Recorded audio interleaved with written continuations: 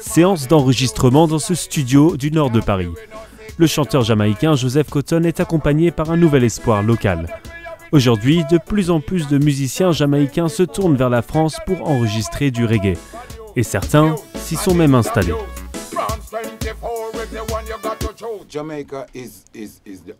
La Jamaïque est le berceau du reggae. Mais en termes d'ambiance, quand on fait des concerts en France, même si elle existe ailleurs, c'est vraiment exceptionnel ici.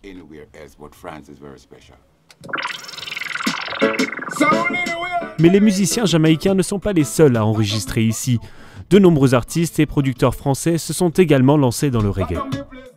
We keep that one good. Yeah, man. Il y a une nouvelle génération d'artistes qui est arrivée, qui a un peu créé un nouvel engouement vers cette musique. On se retrouve à voir des gens qui écoutent du reggae français au Tibet, comme au fin fond de l'Himalaya, un peu partout. De nombreux pays en dehors de la Jamaïque ont établi une scène reggae importante. En Grande-Bretagne ou aux États-Unis par exemple, ce sont des générations de musiciens de descendance jamaïcaine qui ont permis de façonner la scène locale. Mais en France, où il n'y a quasiment aucun lien avec l'île, c'est le message derrière la musique qui a permis de conquérir le public. Et le meilleur moyen pour Joseph de transmettre ce message reste le bon vieux disque vinyle. Il nous emmène chez un disquaire entièrement dédié au reggae.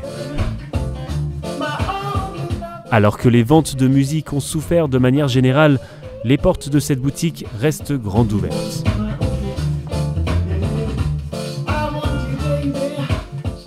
Il y a d'abord les clients normaux qui s'achètent des disques pour se faire plaisir et pour les écouter chez eux. Ensuite, il y a aussi tous les sound systems qui veulent des disques pour avoir des bons fichiers. Et avec plus de 30 festivals de reggae prévus à travers le pays cet été, la place de la France comme nouveau haut lieu de ce genre musical se confirme.